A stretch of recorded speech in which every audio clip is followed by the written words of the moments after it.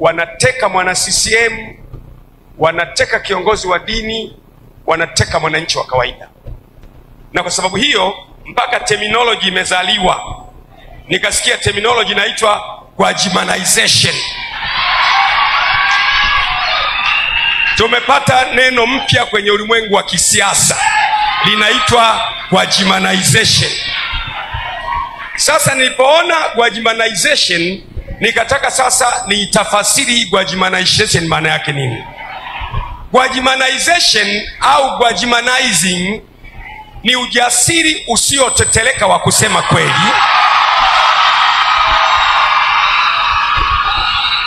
haijalishi ukweli huo ni mchungu au hawapendezi walioko madarakani. Ni dhamiri thabiti ya kutetea maslahi ya taifa kuliko maslahi binafsi, na kuinua sauti kwa uthubutu mkubwa bila kuyumba kiasi cha kusababisha ivume ndani ya himaya za mamlaka na kutikisa misingi ya ufisadi na dhuluma katika nchi. Na kama hii ndiyo maana ya Gwajimanization, basi naipokea kwa mikono ya shukrani, na ningependa kila mtu awe Gwajimanized.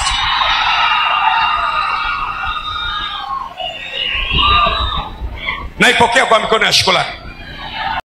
Kwa mfano, ikiwa, narudia tena, ikiwa, sema ikiwa.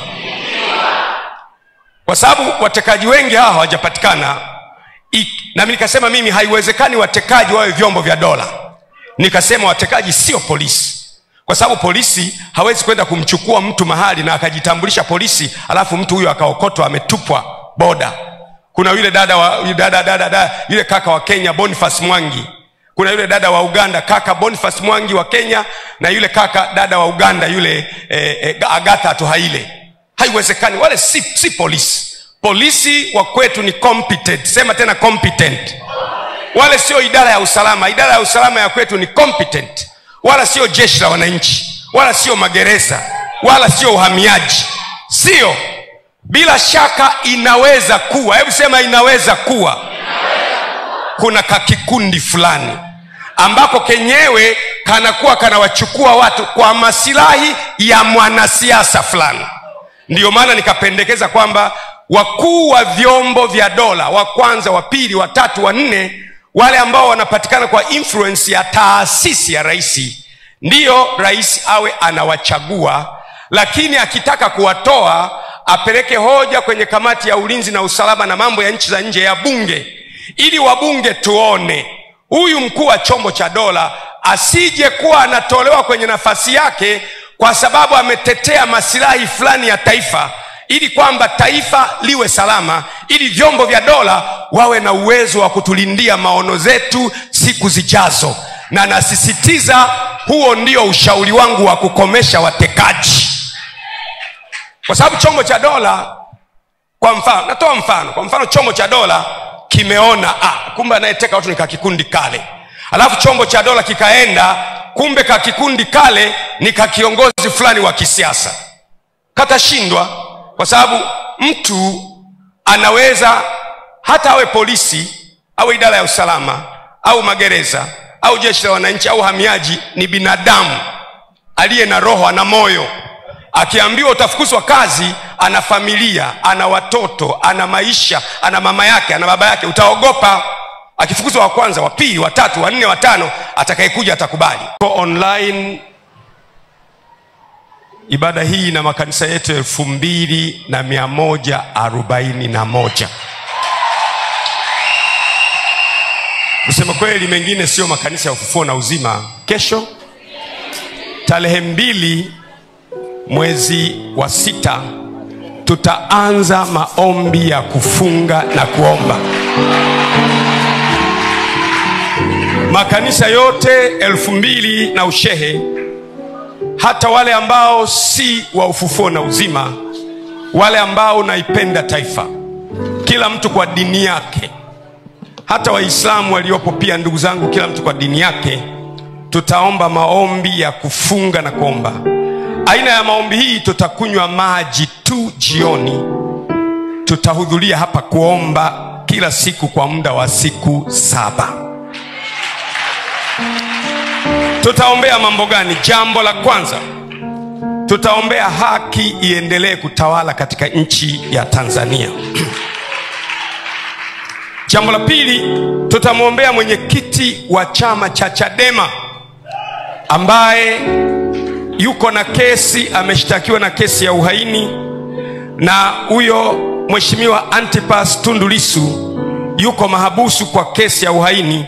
Tutaendelea kumwombea wiki yote nzima ili Mungu atende jambo.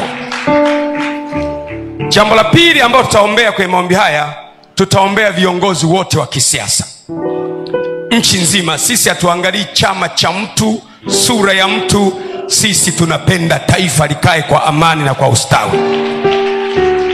Tutamwombea Mheshimiwa Zitto Kabwe ambaye ni kiongozi wa ACT. Nampenda sana Zitto. Kwenye msiba wa mama yangu alipofariki, pamoja na kwamba ni yeye Muislamu, alihudhuria msibani akaja kumzika mama yangu. Tutamwombea yeye na chama chake. Tutamwombea pia Ibrahim Lipumba ambaye ni kiongozi wa chama cha Kafu. Tutamwombea na yeye. Lakini tutaombea vyama vyote vya upinzani. Tutaombea pia Chama cha Mapinduzi ambacho ndio chama changu. Tutamwombea mwenyekiti wa Chama cha Mapinduzi Mama Samia Suluhu Hassan. Tutaombea na makamu wa rais, waziri mkuu. Tutaombea bunge. Tutaombea mahakama zetu. Tutaombea viongozi wote hapa. Haki iendelee kutawala. Sisi utekaji hatutaki. Jambo lingine tutaendelea kuombea, tutaombea Watanzania wote waliotekwa ambao hawajapatikana. Tutamwombea Soka, tutamwombea Mdude, tutawaombea Watanzania wote waliotekwa ambao hawajapatikana. Yamkini Mungu ashushe rehema zake pale. Lakini pia tutawaombea mashehe.